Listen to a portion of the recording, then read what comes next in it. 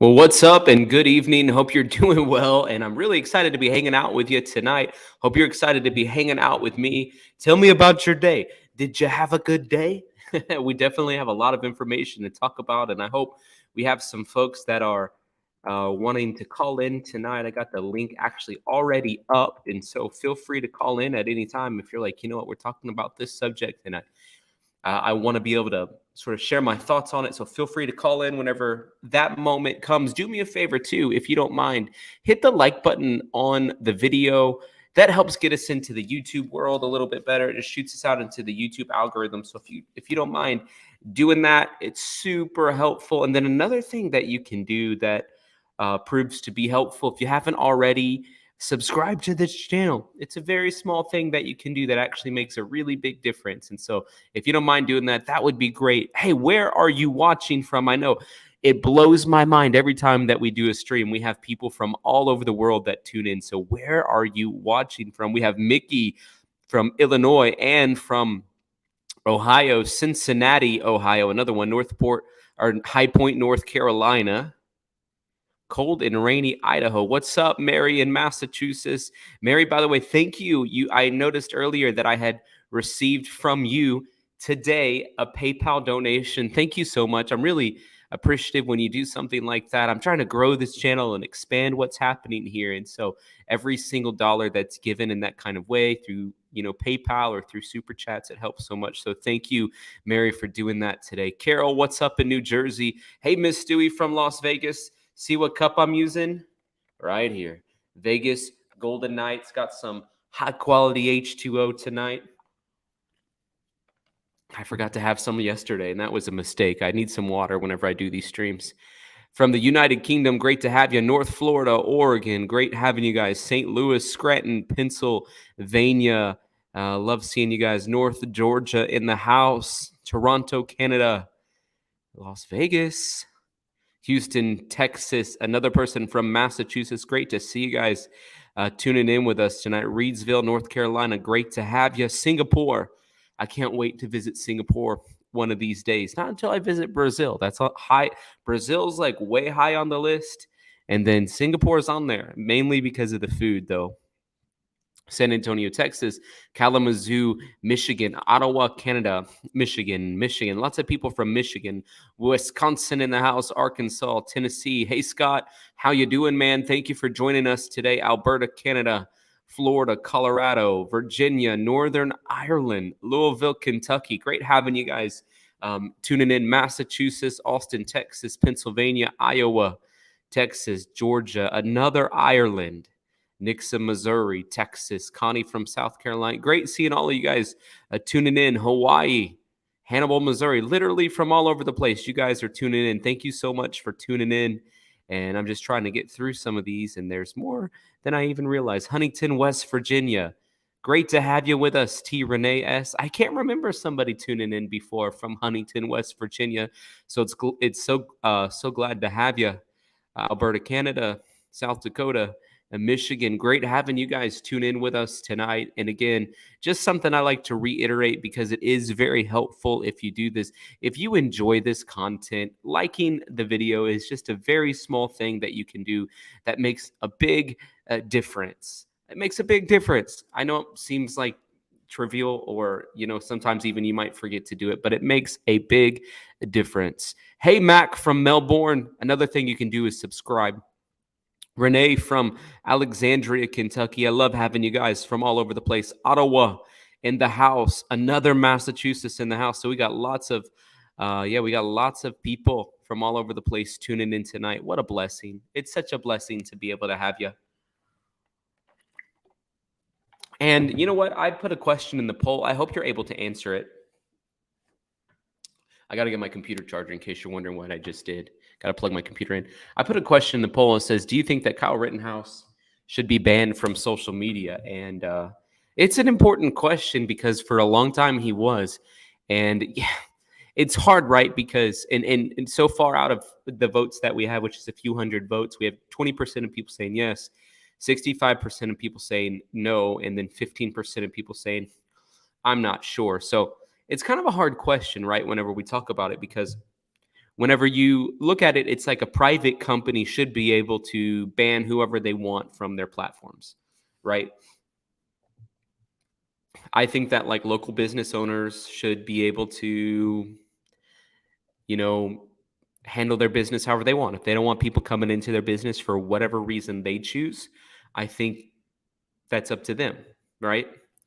So whenever you look at Facebook or Meta or whatever, they're talking about Facebook and Instagram, like when you look at it, you're like, should they be granted, the same type of privilege I expect small businesses to be granted, which is allowing people to make their decision on who uses their company for whatever reason, or whatever their customers are, allowing them to define those parameters if they want to serve somebody or not. Totally agree to that. And then so the question is, should that be extended to large companies like Facebook? And here's the reason why it should, exactly for the reason that I was just saying, because they're a private company that should be allowed to do whatever they want. Here's the reason they shouldn't. They have become such an important source of information and the way that we communicate. It almost gets to the point of me saying, at what point is it considered freedom of speech if because of your speech you're banned from a platform? And another thing that happens on Facebook and Instagram and even Twitter and YouTube even is people who it seems like don't line up with them politically. Maybe they swing too far to one sort of way of thinking. The content ends up becoming like shadow banned, I guess. In other words, that they don't push your content out into an algorithm purposefully. And it's sad that that can happen. It's sad that people even have the authority or the power to do that. Right. So sometimes like people who have really important voices need to be heard.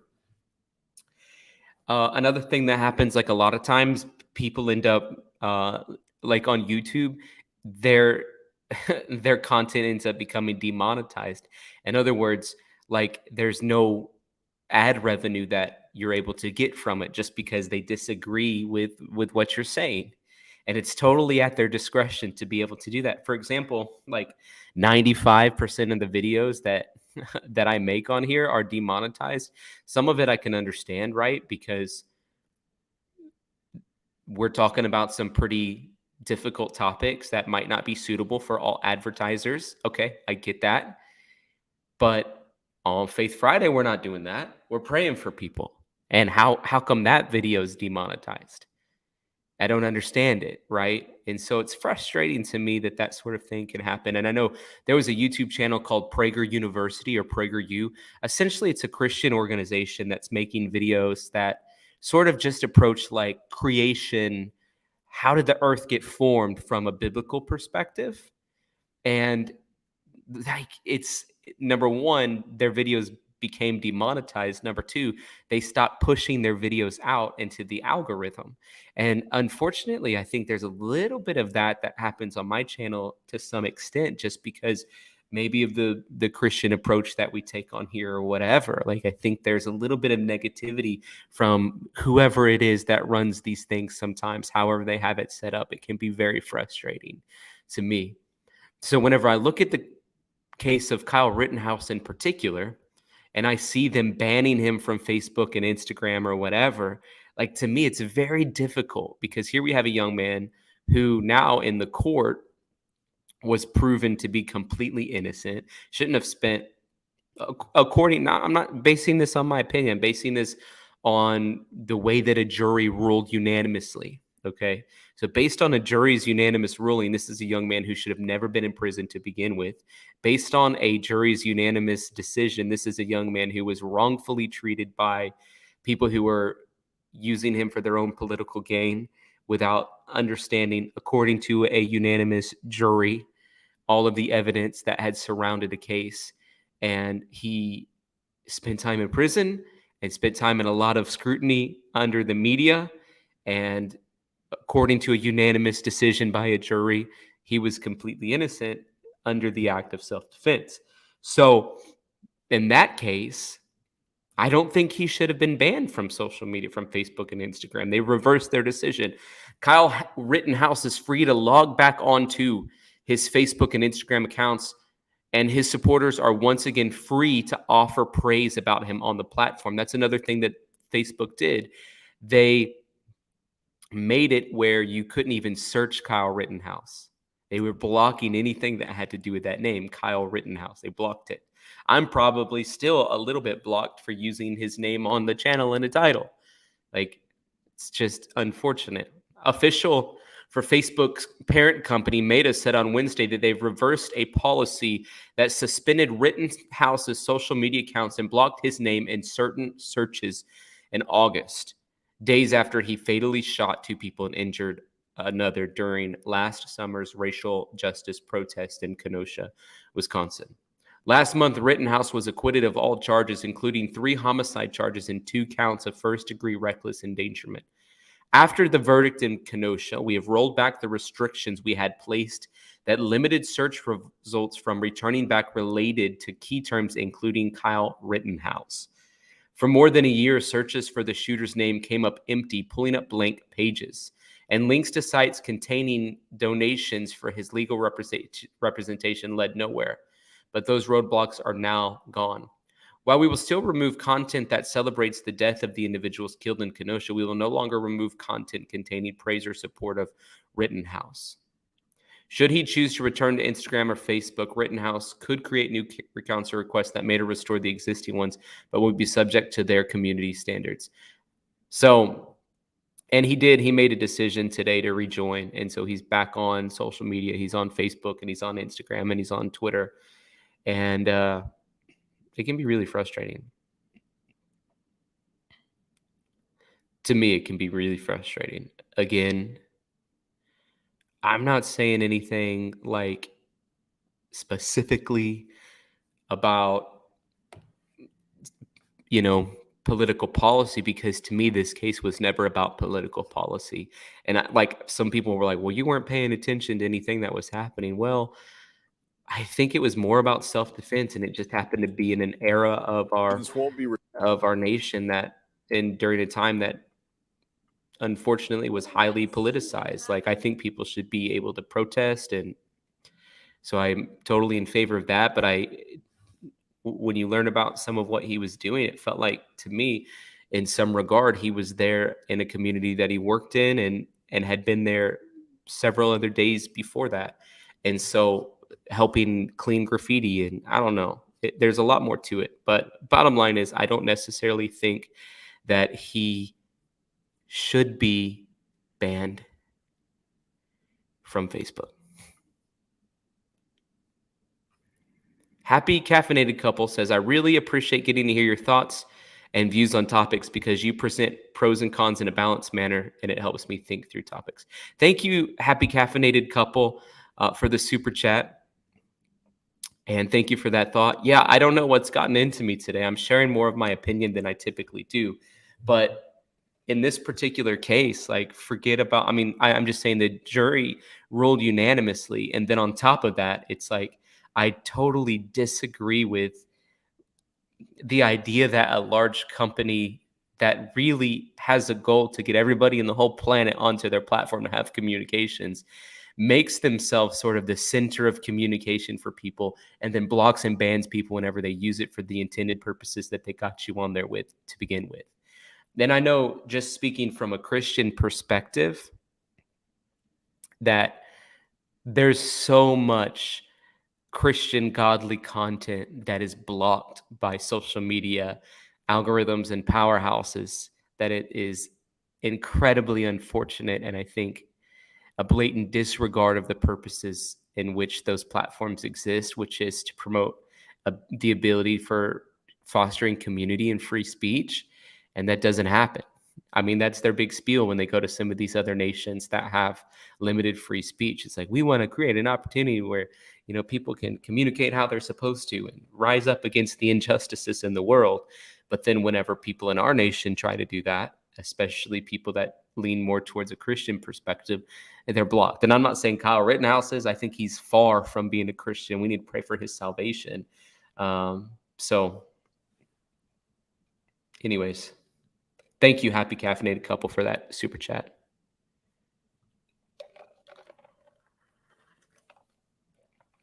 I'm in favor of praying for people who need to be prayed for. Yolanda, RN, Delaware in the house. What's up, Delaware? Great to have you. Thank you for that super chat. I have been to Delaware. I went to this place in Delaware one time called Hunter's Tavern. It was like a restaurant, but it looked like a barn house thing. So now that I'm thinking about that, I have been to Delaware. I was initially like, I've never been to Delaware, but yes, I have been to Delaware. Great to have you with us.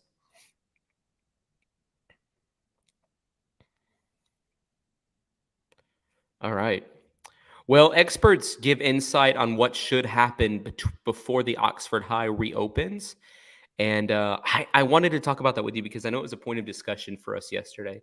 And it's an important point of discussion. I think it's something that we need to talk about. It's like, what should happen before these kids have to go back to school? Because there's a couple of things at play. Number one, the social aspect of the kids getting together is going to be really important. Them getting into some level of a routine again, it's going to be really important to just their general well-being. So that needs to happen, first off. Second off, I think it's detrimental for them to have to be walking in the hallways where this took place, right? So it's a catch-22. It's imperative that they come together because that's what they need in order for them to process this and get emotional healing. They need to be together, and they need to have their consistency in their schedule, and they need to have the authority figures in form of their teachers and whoever else, that they're used to communicating with. All that needs to happen, right? First off. Second off, it's detrimental for them to be doing that in the same place where their friends and classmates lost their lives. And so I'm interested to hear your thoughts on what needs to happen. Then, of course, there's a video of some experts weighing in on what they think should happen. School says high school students won't be returning to school until at least the start of the new year. But an expert says waiting that long might not be the best idea. Larry Spruill spoke to a nationally licensed school psychologist with a national crisis response team about what should happen to help ease anxiety and get kids back in class safely.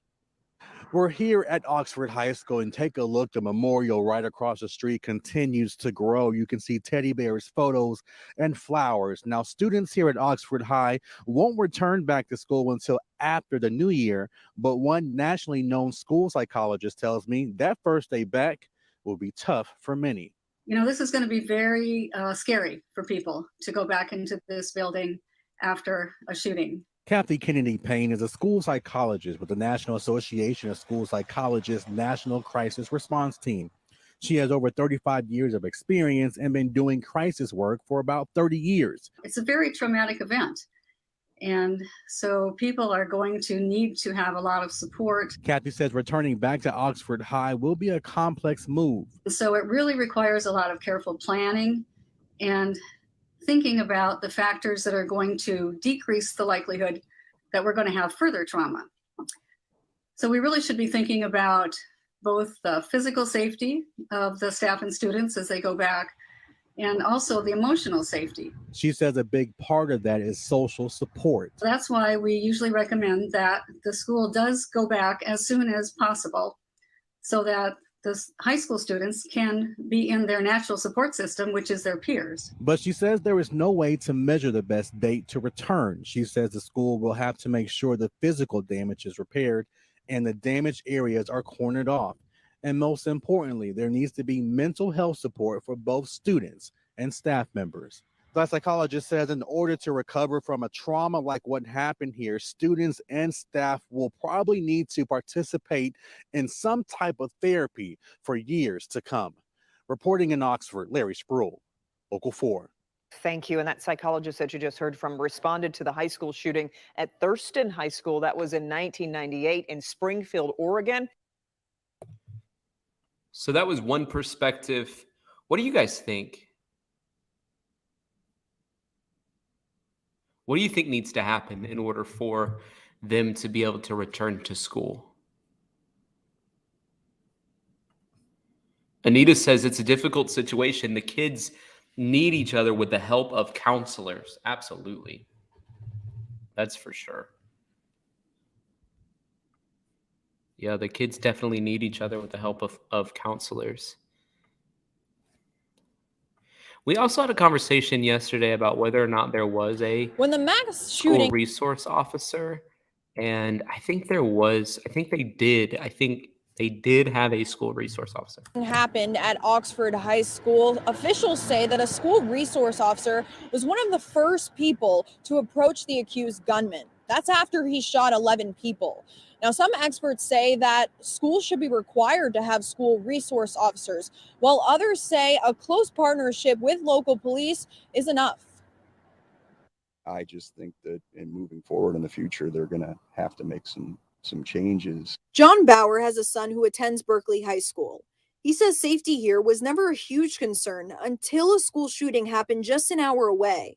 It's just very, very surreal, and I think everybody feels sad. When suspected shooter Ethan Crumbley opened fire at Oxford High, it only took police 5 minutes to get him into custody. Police say a school resource officer stationed on campus was one of the first to confront Crumbley in the hallway. There is no doubt in my mind that saves lives, and who knows how many lives it saved in Oxford. Mo Kennedy is the executive director of the National Association of School Resource Officers.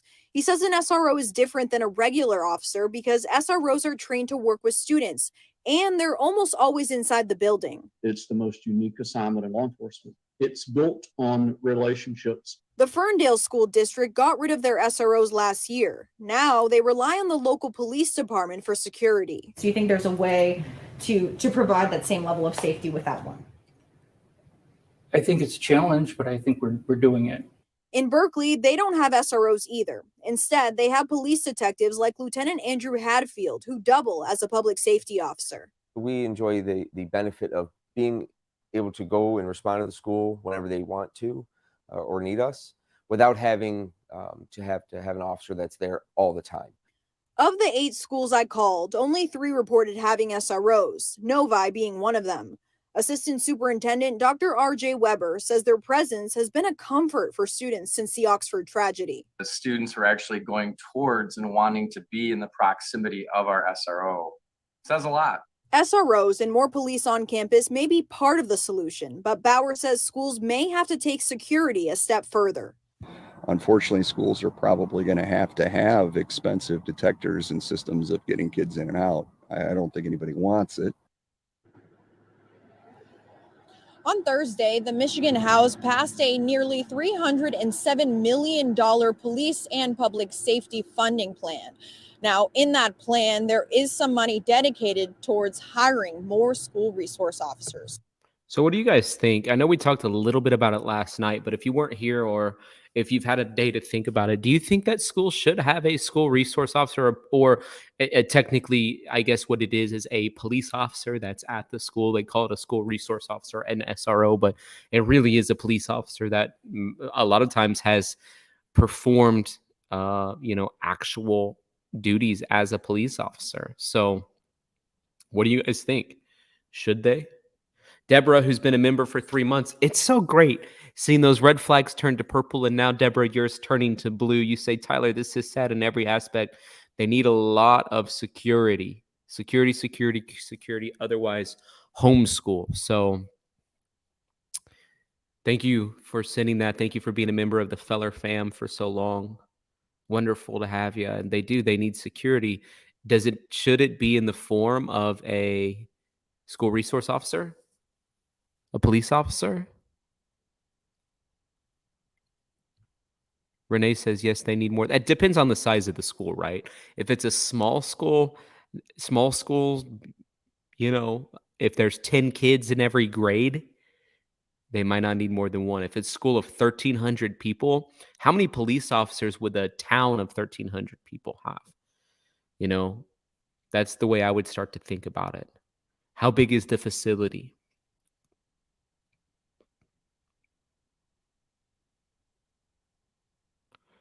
Boog Nish says, too much makeup for a pastor, unsub, but thanks for about 7 minutes of almost decent coverage of things. What are they talking about? I don't wear makeup. Does it look like I'm wearing makeup? Why do people have to be disrespectful on the chats? I think people just need to chill out. Bognish. You can take your ridiculous comments over to somebody else's channel who, whatever, you can go and, sort of harass there. You're not welcome to do that on my channel. You just be blatantly disrespectful to me. It's not welcome here. Karen says, thank you, by the way, Karen, for the super chat. As the world gets darker, I don't think schools will thrive without a resource officer.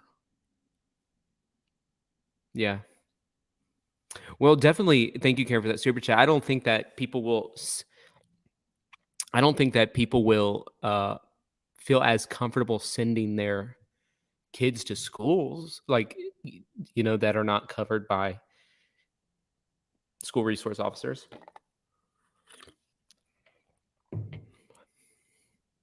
If I wouldn't, I would definitely, if I was in this situation as a parent, I'd definitely want my kids to make sure that I feel safe with them being there, is what I would say. And so somebody has to be on some type of security patrol, safe space for kids to go to that also has some authority in these types of situations.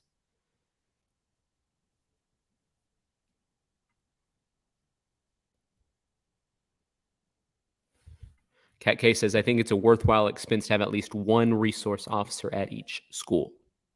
Absolutely. Absolutely. And sort of in the next information about this case is that there's new evidence. New evidence began to emerge today where they were uncovering even more drawings. Shooter faces 4 counts of first-degree murder as an adult. Let's get to Defender Sean Lay live tonight at the Oakland County Sheriff's Office in Pontiac, and you spoke with the sheriff today, Sean. And Devin and Kimberly, the message outside the sheriff's office here, Oxford Strong. What's happening inside right now, we know investigators dealing with a mountain of new evidence, new writings and drawings discovered and connected to Ethan Crumley.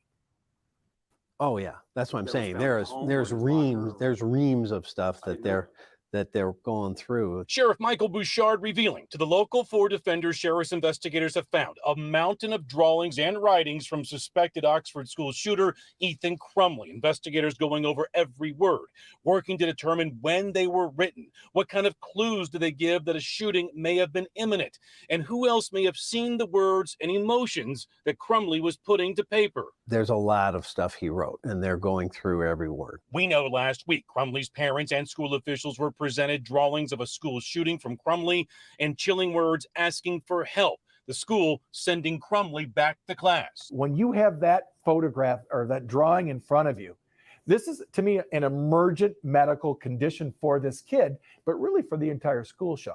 Attorney Ben Johnson says Oxford Schools hiring a firm to conduct an independent investigation into the school's actions means the results could be classified in court as what's called work product. And if the district faces civil lawsuits, the results of that investigation could be kept out of evidence. The public would not see it. Johnson says civil suits are designed to dig deeper, to expose facts of what happened. I think what we're going to end up doing is helping school districts to do a better job of looking out for this and protecting every one of us and our kids. Back here live, the sheriff also here talking to us a lot more today about what he saw on all of the school's security camera video that he went through. He's talking about at 6 o'clock, the training he saw kick in while he was watching that video, and the Michigan-made lock that he says, guys, made a big difference last week. Back to you. Sean, there's so much of this that to many, I think, seems cut and dry. But there's new evidence that investigators are looking for all the time, right? Correct. New evidence. And also what's part of that, Devin, is that they're interviewing every single person who was in that school a week ago. So you're talking about more than 1,800 people that investigators have to contact, ask questions of, and then add if they have anything to add to their case. Yeah. How are they going to contact 1,800 people? And what, I mean, like, is there going to be a lot of them that literally just don't know anything. They're gonna be like, we weren't there. We have no idea what I have no idea what needs to be said about this.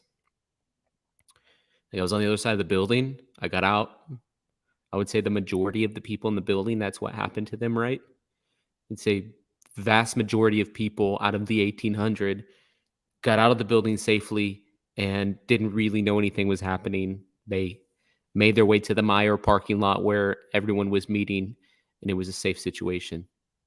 So I think, probably a lot of that's going to happen, but definitely the ones that were on that side of the building that had classes with Ethan Crumbley, that had some type of friendship or relationship with him, his teachers, all of that, definitely they need to be having those conversations with those people to try to uncover some more. But I found it interesting that the sheriff in that interview was saying that they have reams of notebooks of evidence they're going through, different writings that Ethan Crumbley had, drawings and writings. And I think it's a cry for help, according to that attorney. I definitely think it's a cry for help.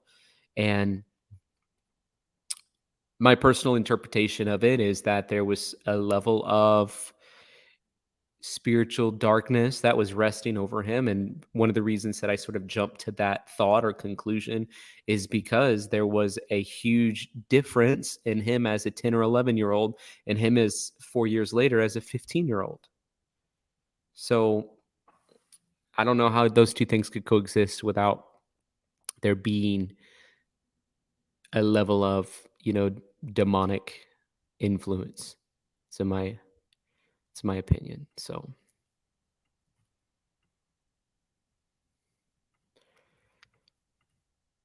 this is one of the top trending topics on Google today about a Navy SEAL. Navy SEAL Brian Bourgois dies after a training accident in Virginia. He was a commanding officer, and he died during a commanding officer doing fast rope training evolution from a helicopter. And so just a reminder that we need to be praying for him, praying for his family, and know that there are people out there who risk their lives, even in the training, so that our nation can be safe. So keep his family in prayers if you don't mind. Tonight, we're learning new details about.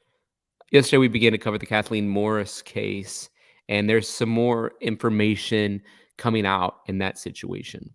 About the murder of Kathleen Moore and the arrest of her boyfriend. The Pasco County Sheriff's Office arrested Colin Knapp for Moore's murder after finding bloodstained bedding and Moore's clothes in a dumpster at Knapp's work. They also finally located Moore's body in the woods not far from Knapp's home. 8 on Your Side's Jeff Patterson joins us from that house in Newport Richey. Jeff? Good evening, Stacey. Kathleen Moore has been described by friends as being the life of the party. She was a young woman who had a lot of friends, and tonight many of them will be out here in a short amount of time to hold a candlelight vigil in her honor. Tuesday, Pasco County detectives and crime scene technicians went over every detail inside of Colin Knapp's home. Knapp made his first appearance in front of a Pasco County judge, and Sheriff Chris Nocco announced Kathleen Moore's body had been found in the woods behind Knapp's home. I can say, she is deceased. Today, we positively identified her body based on tattoos. Now an arrest document filed in court shows what led detectives to arrest Knapp. On November 30th, one of Moore's friends called authorities to report her missing. They called Moore's cell phone, and it was answered by a man who said he was homeless and had found the phone in a dumpster behind a business near Colin Knapp's house. Detectives went to Knapp's home, and according to the arrest document, he admitted he was in a relationship with Moore and said they had been in an argument over food, but she had walked out of his house and he never saw her again. Detectives later obtained security camera video from where Knapp works at Harold Seltzer Steakhouse and saw him putting things in a dumpster there. Court documents show an examination of the dumpster by detectives later turned up blood-stained bedding and Moore's clothes. Kathleen Moore's friends are relieved Knapp is under arrest. We were kind of holding out hope, but we knew. But now, it is closure. The one thing they can't understand is why this happened. What could she possibly done? Yeah. Why? She didn't deserve that. I agree with that. What could she possibly done? Why? And that's what we need to get down to get some answers for Kathleen Morris. Hey, Kim, how are you? Hey, how are you? I'm doing all right. I'm glad you're Good. calling in tonight. Yeah. First, I have to apologize again about last night, that video. I'm so sorry. I'm Hey, so things sorry. happen. Don't worry. Don't even think for a second about it. We all Um, make mistakes, Kim. anyway, two comments. One, first about the social media platforms. Yeah. I think I'm like you. I generally think that private businesses have the right to do business with whoever they want. But I think where the social media platforms get in trouble is these media conglomerates are claiming Section 22 protection.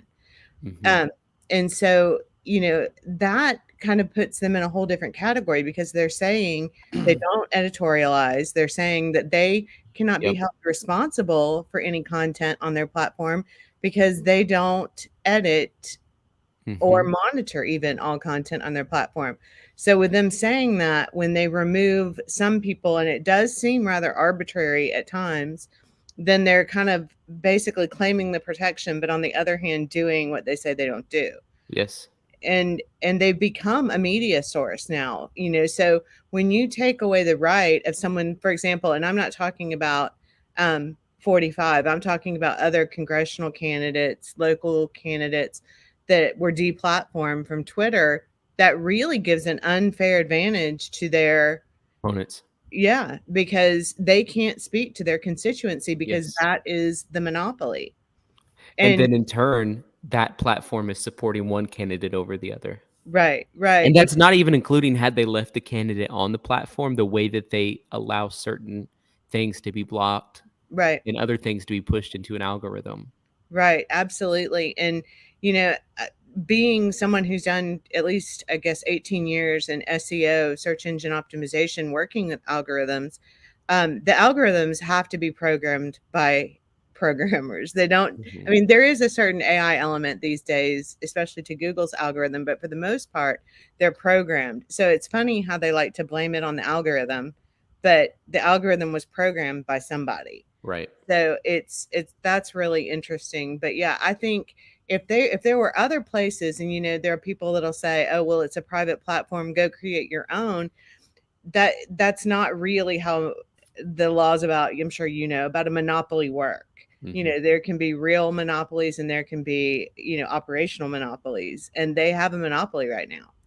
So it's just a really weird thing. I think that they claim all this protection, but then on the other hand, do what they say the protection protects them against. So I don't know. I think it's and in the case of Kyle Rittenhouse, it was like piling on public opinion that turned out, not my opinion, the opinion of a unanimous jury. Yeah. To be innocent. They were doing guilty before innocent, and our justice system's supposed to work the other way around. I'm so tired of people recanting on the 26th page in fine print when a couple days before there was a big headline. And that's a metaphor to say we run with the juicy gossip and we don't pay attention to all matters of fact first.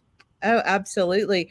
And what's funny, I guess it's not funny, it's sad, but when all that was going on, there were people on Twitter that I was seeing that were saying that literally thought our justice system worked. They weren't being facetious. They literally thought our justice system worked, guilty until proven innocent. And I mean, I don't know where high school civics went, but it was amazing the number of people that thought that was the truth. It's so bizarre. It's ridiculous. Yeah. And then the second thing I wanted to say is my mother she was in education for 35 years. She was a principal of a high school in Niceville, Florida, that was one of the largest high schools, really, I think, in the country. There's 3,000 students. She had 2 SROs. And so we've been doing a lot of talking about this. And she eventually became assistant superintendent. But she was telling me that they rarely even had fights, but the SROs at her school really went out of their way to get to know the students. Like they would eat lunch in the cafeteria with the students. So the students would call them, Officer Tom, for example. Tom was actually one of them. But the students really got to know these SROs because they were there every day, the same 2 for the most part. and she rarely had problems with even fights, anything of that sort. So I'm kind of pro SRO because I think it's a different character than having just a policeman come stand at the door.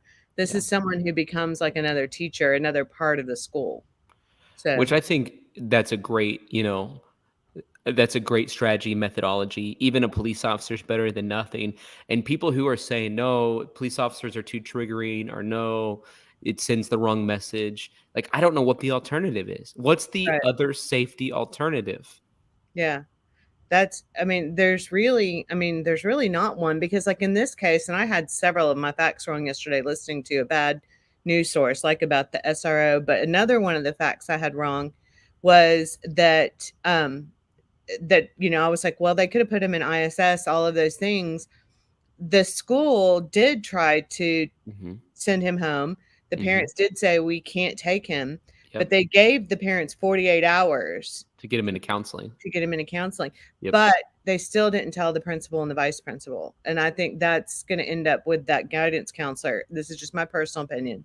With that guidance counselor let go. And I think that's going to let the school off the hook, because the principal and vice principal who actually could have done something, like put the student in school suspension, right, or suspended the student regardless, didn't have the opportunity to do that because they weren't notified by the guidance counselor. So I wonder what kind of authority she has anyways, though, the guidance counselor, because most guidance counselors I have worked with didn't have authority to give ISS. No, they can't. Well, I shouldn't say they, in my mother's school, because again, we talked about this, they couldn't. Only administrators that are considered assistant principals, because there's a principal, a vice, and in big schools, several assistants. The assistant principals, the vice, and the principal can all give ISS, but a guidance counselor has to refer it to an administrator. Right. At least in my mom's school. So it could be different in other schools, but she thinks that's probably the way it is in most schools. I know very rarely a counselor is considered a school administrator, and that's very rare. I know of one school out of maybe 50 that I know about their structure that does it that way. So it's, what is that, 2.5% or something? So who knows how many are actually like that? But again, maybe the counselor should be given more authority then, because that counselor is probably even in that, like, I know that these drawings are not very good, but I bet she was thinking, like, there's no way he has a gun with him right now, Well, I don't know if you've heard much about what's going on in Georgia, but here in North Georgia, every single high school, and all the high schools are large. I mean, like North Gwinnett, where my kids went, is about 3,000 students, but in Gwinnett County, almost all of the high schools are large. Every one of the high schools, and people who are in North Georgia who have kids this age can probably attest to this, but every one of the high schools right now is going through social media threats like this. Like somebody's making a threat, and it's almost becoming, I don't know what the word is, but it's like they're getting immune. The administrators are getting immune to these threats because it's the modern day version of the bomb threat that people called in when I was in high school. People would call in a bomb threat to get out of school, or to go to the field, because you would go to the field and everybody would hang out for a couple hours. Well, now kids are doing these social media threats using these anonymous accounts or rotating IPs. So they're not getting caught, but they're saying the same. It's happened in like 10 Gwinnett high schools. And saying that, okay, I'm going to shoot up the school tomorrow. So most people don't go to school. Kids don't send parents don't send their kids to school. And so there's probably some fatigue in terms of these threats, where teachers really don't take it as serious as they would, because the whole process is kind of being abused and manipulated. So it's a really hard call, I think, to make, more so than most people think, because it's coming in so quickly all the time. You just kind of get fatigued and start thinking they're all fake. It's definitely a difficult situation for them to be in. And it's heartbreaking for me to even feel like we have to have this conversation, but it is necessary. And it's necessary to apparently take every inkling of a threat serious. Yeah. And then the last thing, I know there's probably other people wanting to get on, but the last thing I'll say, and I think this is I'm a little bit different I see like what you were saying too about the kids shouldn't have to go back to school there, and maybe the school should be bulldozed. I kind of agree, but then another part of me goes, I wonder if it isn't better for them long term to have to go and face that while they're young. Because I know I had my best friend died, and so did Keith's. Keith's best friend died when we were in our 20s, which is still a little bit older than that. But like you start developing a phobia of going back to those places, and with your mental health education, that once you develop one phobia, you start developing others very easily. And so I just wonder if it isn't better in some ways for them to go and try to get some sense of normalcy and deal with it and work through that trauma while they're still young enough to not start developing fear and phobias of things. Right.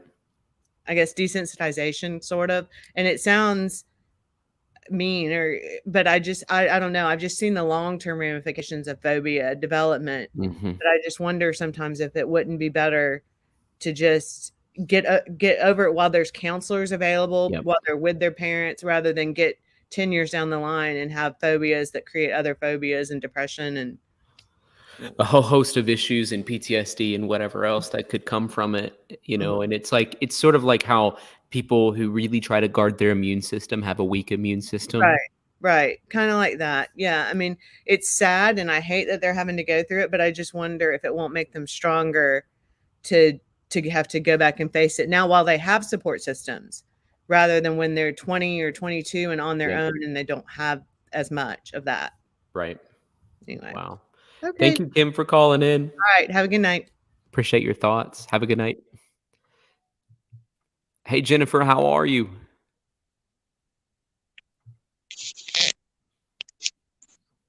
Hello. Hey, how are you? I cannot hear you. I can hear you. Make sure your volume's turned up. I can't hear you through my phone. Am I supposed to listen to it somewhere else? Nope, you should listen to it. I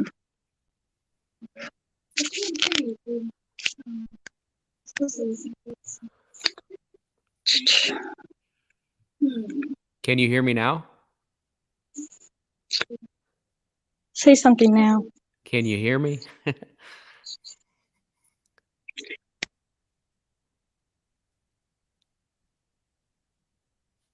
Okay, well, I can't hear you, so I don't want to be annoying, so I'll hang up. Well, that's a bummer. We appreciate Jennifer Rochelle. When you see her on the chat, make sure you just thank her for being one of our mods and try to get her to get what she was going to say when in the chat. It says she wasn't able to call in. I wanted to share this too. Interesting, because Gabby Petito's family was a big part of the search in this situation. We were able to get our hands on a phone, and from there I just sent her a text as the phone was about to die, let her know that we're okay. We're out here at the library downtown, and we'll call her in the morning because I wasn't expecting anything to be like this. So we were able to get our hands.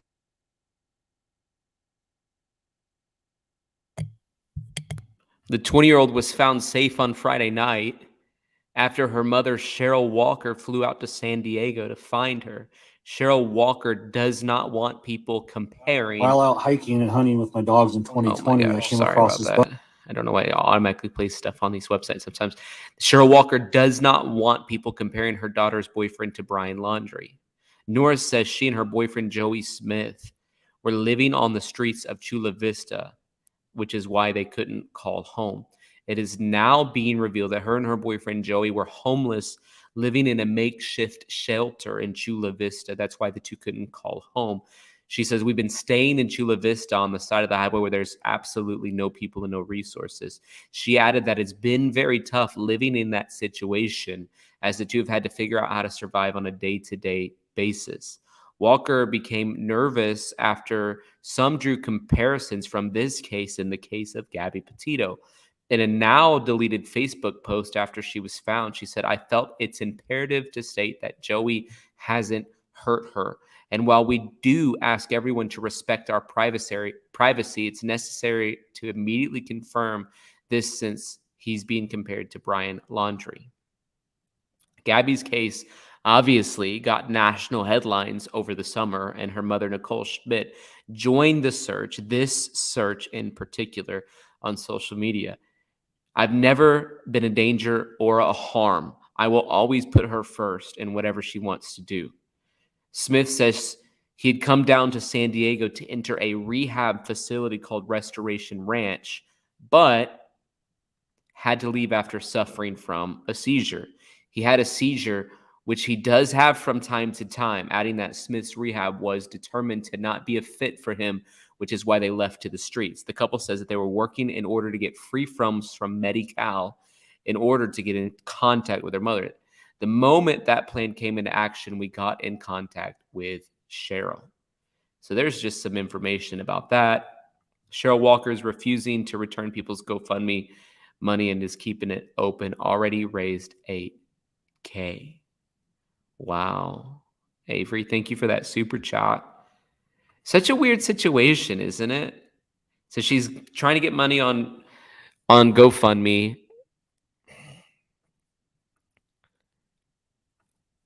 Apparently, she was never missing to begin with.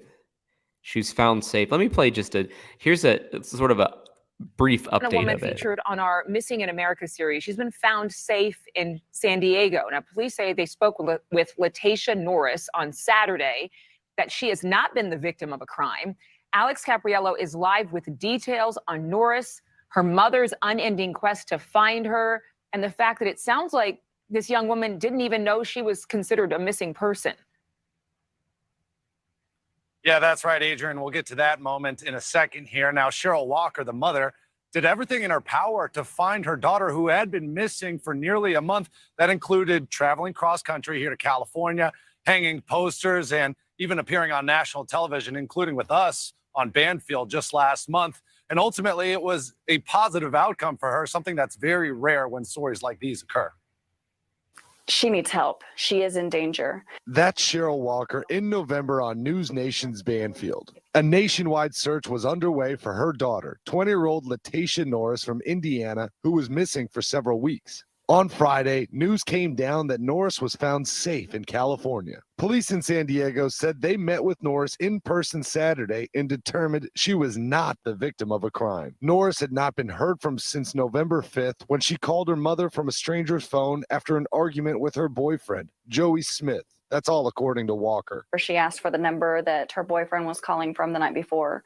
So I gave her the number, and then I said, you call me back. Walker said after several days of not hearing back from Norris, her fear increased. A couple days is, nothing of concern. But given the circumstance, that's something I needed to hear back from her and know that she was okay. According to Walker, her daughter was in San Diego with boyfriend Smith and unaware of the search that was happening for her. In an online message, Walker thanked everyone involved in helping to locate her daughter and would provide further updates later on. She also said she and her family will take a moment to catch their breath after the weeks of worry. Police still haven't shared exactly where Norris has been for the last month, and the family hasn't given us that detail either. They've, of course, asked for privacy during this time as they sort through the last month of their life.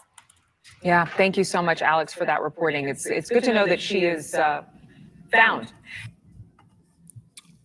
I agree. It's good to know that she's found. I want her to be found, as I'm sure everyone else does.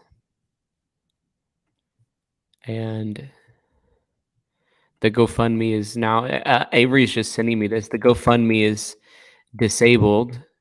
They raised $7,240. Asking for assistance with flights to San Diego to boarding costs and other resources to help find her. She says on December 4th, I want to state to everyone that's contributed to this campaign her wishes.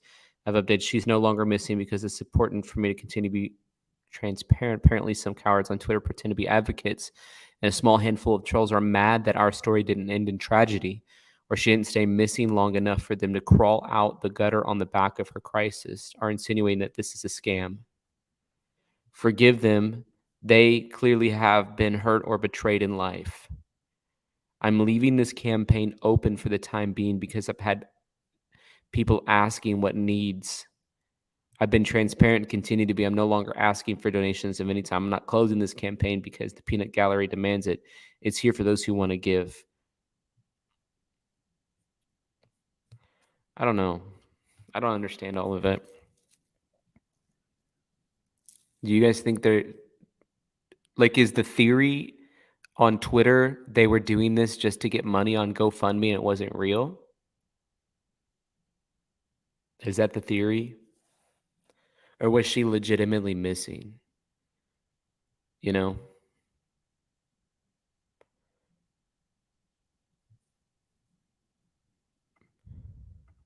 It's heartbreaking to me. Either way, if they're lying and it was fake, it's heartbreaking that people would do that. And if they're on drugs, I don't know. Are they using it for drugs?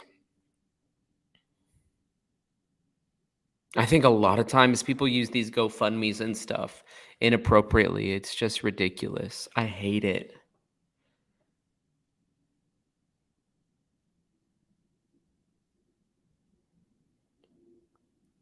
Like, I hate, yeah, you know, it's sort of like,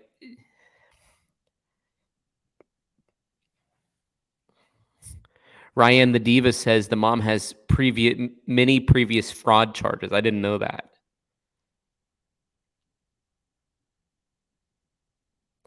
I hate that a lot of times on GoFundMe in different sites and web, situations like this, that people are dishonest about it and they use the finances inappropriately. So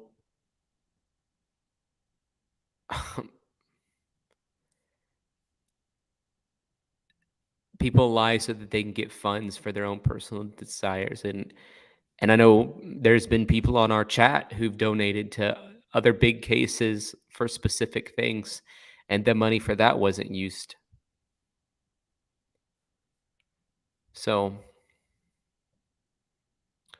I always trust but verify.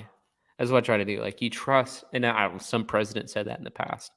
That's a catchphrase I didn't come up with, but I agree with the sentiment of it. It's like, you want to give people the benefit of the doubt, but it's okay to also be in a position where you're being a good steward of what the Lord's given you to, honor or hold. So we want to give. It's important to do that, but I also want to at times to hold. Hey, Shelly, how are you? Hey, Tyler, how are you? I'm doing well. I'm all right. That's good. I just have one thing I thought I would pitch out there because I've struggled with it in the past. Because like mentioning giving on GoFundMe or wherever, giving in general, I do believe there needs to be some accountability, but part of this is the way I view it just for me. Part of what I feel giving is like sowing into and trusting and not wanting to chase that money and ask for that money back. Sure, we're going to get taken advantage of. This is just the way I look at it. And I also get in trouble from people because they say don't pick up hitchhikers. I shouldn't throw that in. But there are times that I feel led to give and then later think, maybe I shouldn't have. But I still go with my gut on that. And I think it's just from my perception, I feel like it's a wise way to look at that. It took me a long time to get to this, and it might be just my own crazy understanding of part of giving is trust. And there's always going to be some people breaking trust. Right. And I think the only things that we can really do is prior to that, do what kind of research we feel comfortable.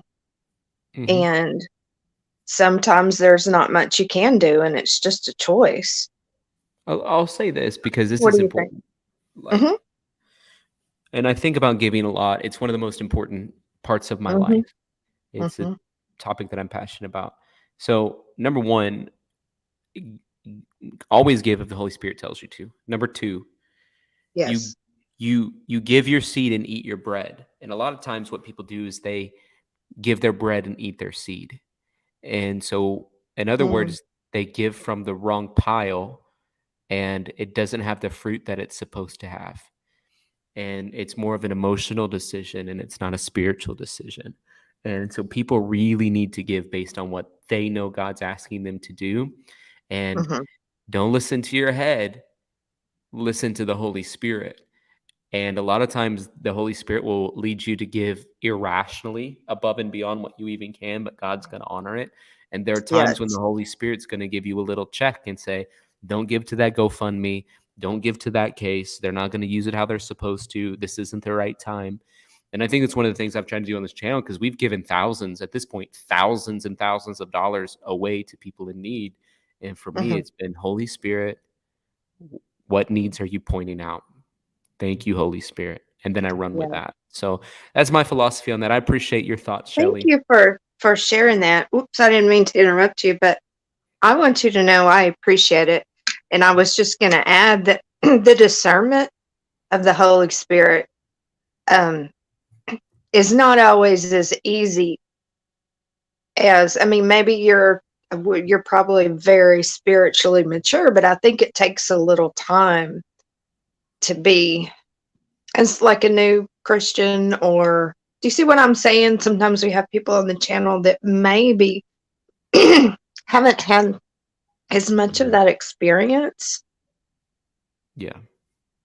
Yeah. And I Yeah. think, part of what our Faith Fridays is about is going a little bit deeper into those topics. But I Yeah. think that it doesn't matter what level of a Christian is. God, and even Mm-hmm. God, I think, uses the Holy Spirit to speak to people sometimes who are not Christians. But Oh, that's good. people can listen and need to learn to cultivate that. So that's my Yeah. thought. Thank you for opening, continuing to open our thoughts into new ways of thinking and developing that. I appreciate it. I hope you have a Thanks good for night. calling in, Shelley. You're welcome. Bye-bye. Bye. Charlize says, my granddaughters went to Boca High, which had 3,000 kids. After Parkland, they just couldn't go and were homeschooled. Agree with Kim. Get help now. Thank you, Charlie. I appreciate your thoughts on that. And I agree with you. I agree with you. If you got to follow your convictions on that kind of a thing. You can't just stick to one route that everybody else is doing. You really got to know what's right for you. And for some people, that was the right choice. This was another thing that was trending on Google Trends today. In other words, this was one of the top 10 most searched things today. Scott Peterson sentenced to life in prison after being spared a death sentence. Scott Peterson has been resentenced to life in prison without the possibility of parole for the deaths of his wife and unborn child. Peterson, 49, was convicted in 2004. Now, I was just a child, really, but I remember this case. Peterson, 49, was convicted in 2004 for the murders of his wife, Lacey, and their unborn son, Connor. Peterson was originally sentenced to death. In August 2020, the California Supreme Court reversed Peterson's death sentence after finding the potential jurors were dismissed erroneously, in part because they expressed general objections to the death penalty on a questionnaire. Judge Ann Christine Masulo on Wednesday ordered Peterson to serve life in prison without the possibility of parole for the first-degree murder of Lacey and a concurrent sentence of 15 years to life for the second-degree murder of Connor. Lacey Peterson's family members tearfully addressed Peterson in court. So I think I have a video, maybe even of that.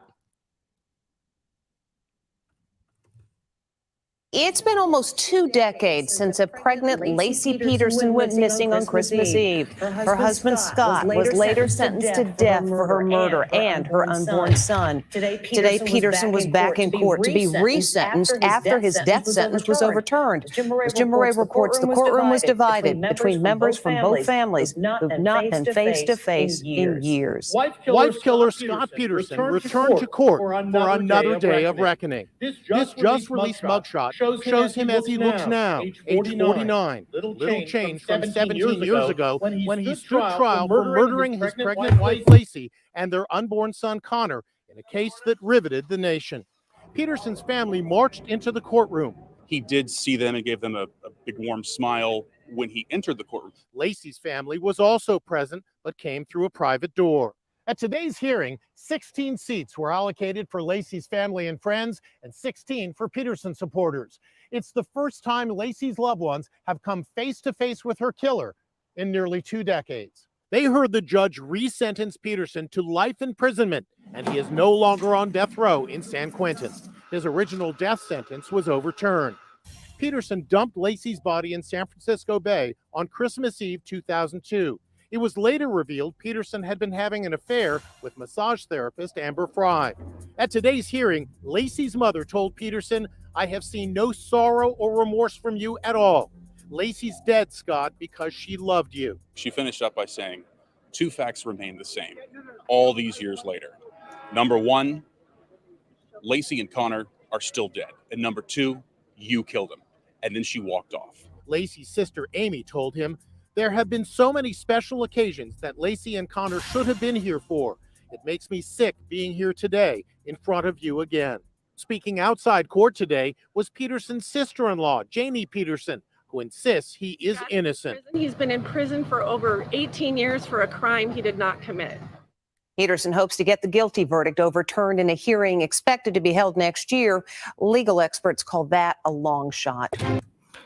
Well, that's an old case, but it continues to sort of rear its head at us, obviously. Hey, Kathy Stevens, today you made an appearance in a Grandma Patty puppet show, didn't you? Thank you, Kathy, so much for that super chat. It means a lot to have your support on this channel. Karen says, I so agree with Shelly and Tyler on giving.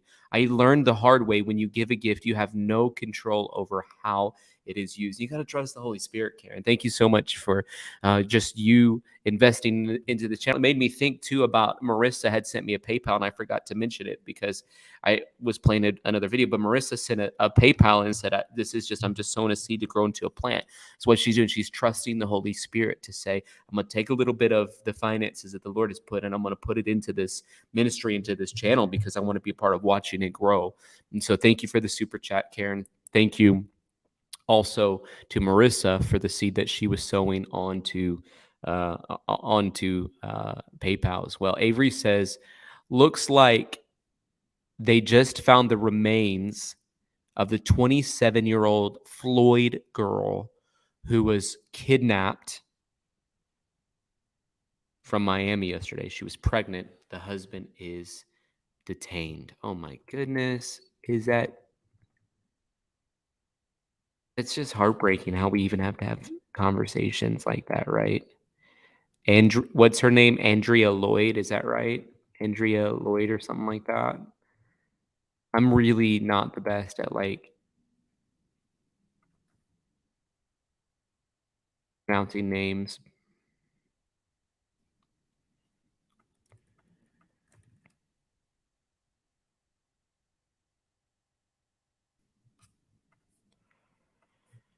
So we have the police confirming that.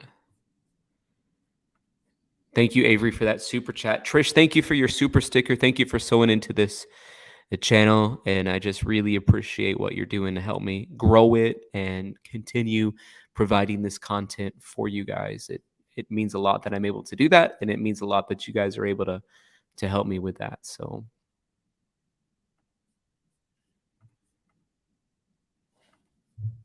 woman. Cadaver dogs alerted authorities to something in the dense woods you're seeing from Chopper 4 there, as they believed it could have been 27-year-old Andrea Lloyd. This is in Southwest Miami-Dade in the area of Southwest 137th Avenue and 328th Street. Now, during their search, authorities did find this truck. Authorities confirmed to CBS 4 News human remains have been found near the truck. They say the vehicle belonged to Lloyd's boyfriend, and tonight, Miami-Dade police have detained him. Good evening, I'm Elliot Rodriguez. And I'm Lauren Pastrana. Let's get right out to the scene with CBS 4's Jessica Vallejo. She has the latest from Southwest Miami-Dade. Jessica. That's right, Lauren and Elliot. Well, Miami-Dade police just confirming moments ago that they did find human remains in this wooded area behind us. However, they have not confirmed that those human remains are Andrea Lloyd's remains. If you look over my shoulder, you can actually see those headlights right now as the search continues. Chopper 4 aerials captured tents have been set up in this wooded area near Andrea Lloyd's boyfriend's truck. Miami-Dade police say they rushed to the Homestead Bayfront Park after receiving the 911 call that the missing woman's boyfriend was here in a wooded area. Family member called us. We responded immediately. We observed the boyfriend and we have detained him. What I can say is that our dogs alerted to a heavily wooded area. Wednesday afternoon, police found the boyfriend's truck. It has been our priority since the onset of this case to find Andrea. We have made numerous appeals to the community. Andrea Lloyd's father, Arnold, has prayed she will be found without being harmed. She is a month pregnant and expecting her third child. She got two babies, one and 5, you know, and they need their mom. They need the mom. She checks on me every day. She checks on me, you know. Pop, she need anything, because she don't live, and she live with her boyfriend. That's my heart. She's my everything. Miami-Dade police say Lloyd was working at this group home near Homestead when someone showed up around 12:30 Tuesday morning, beat her, dragged her to her car, and drove off. A source told CBS 4 News she knew the attacker and was comfortable opening the door at the group home for him. She opened the door for him, and they yanked out, throwed her down, grabbed her, throwed her in her own car, and drove away. Late Wednesday morning, family members rushed to Bayfront Park. Nearby family members prayed, and Lloyd's father spoke about the boyfriend. Now, he out here looking for her. What give him to come here to look for her?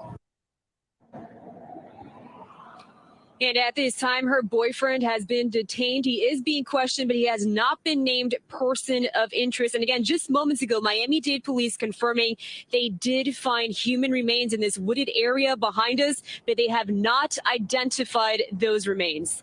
I'm live in Homestead, Jessica Vallejo, CBS 4 News.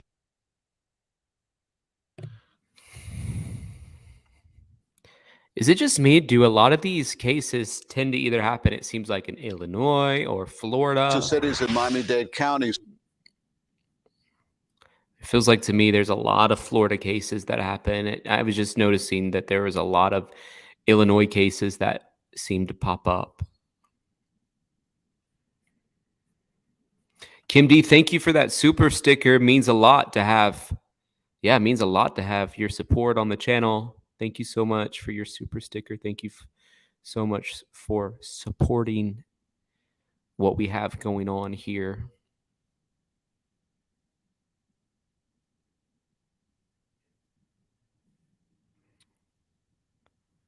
Just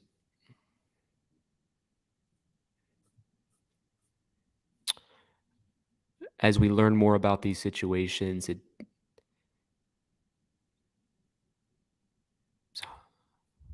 hard to process.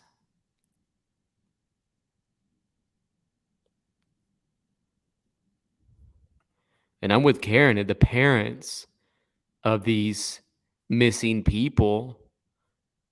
It's heartbreaking. When you look at the parents of these missing kids and these missing people, it's absolutely heartbreaking.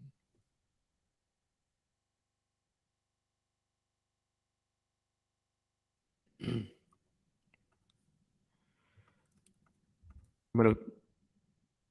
gonna share some good news, because we need a little good news in this world to offset the evil that we've had to process. How's that sound? Oh my God. Oh my God. Excitement. Oh my God, we so happy. And anticipation for Ebony Johnson and her children. I can't wait to see it. What awaits them? A home they can call their own that's fully furnished, something they haven't had in a while. Thank you so much, Miss Susie, for helping me. I'm so happy. The woman she's hugging made this all possible. Their friendship began 3 years ago at the drive-thru of Dunkin' Donuts. Johnson works there, and Suzanne Burke is a loyal customer. I go every morning, and Ebony has worked the drive-thru for over 3 years, and really has just provided amazing customer service.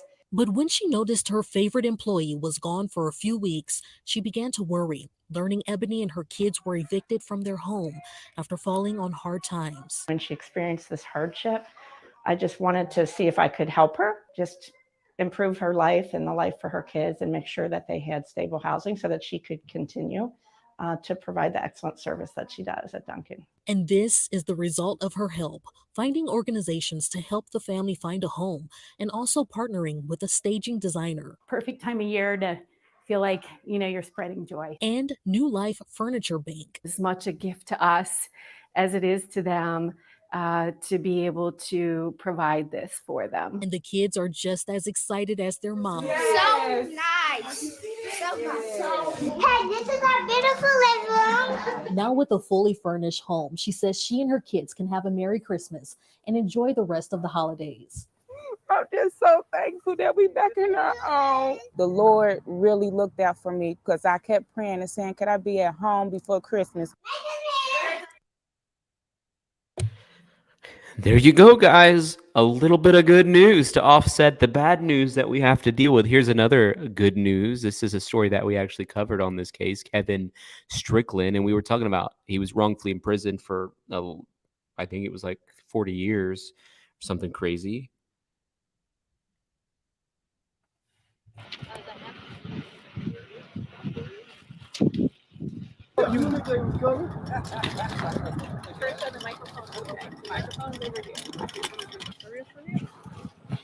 Okay. How do you feel, sir? Still in disbelief. No, I didn't think this day was going to come. I mean, not before I got this legal team here, I didn't. But I was thinking in prison today, before this happened, I was actually watching a soap opera. And it thing went across news break or whatever they call them. And I just couldn't believe what I was hearing. So that's how you learned? That's how I learned. You saw your own name on the screen? The picture, yes. And then other inmates started hollering. And I heard them beating on walls and carrying on. What would you say to the judge? Thank you for reviewing all the no evidence that was against me to begin with. I really appreciate him taking his time to listen and understand what really happened in 1978 and how, I was an easy mark and the police took advantage of me. I'd like to tell them thank you for listening. Never give up. Continuously write out, So the good news about Kevin Strickland in this case, which we talked about, obviously he was wrongfully imprisoned, but they were able to raise, believe it or not, people were able to raise almost $2 million to help him reintegrate into society. Grandma Patty says, wow, thank you for some good news because I was ready to get under the cover for a few days. Yes, praise the Lord. There's some good news out there, Grandma Patty. Thank you for your super chat. That super chat is good news to me. Sin70 says, tonight's prayers, Lori Jason, Carol Hartung, Betty Verlander, Kelly Heck. Thank you, Sin70, for the super chat and for those prayer requests. I'm going to put those, I'm taking a screenshot of that, add it to my prayer list. Thank you for letting me know about that as well.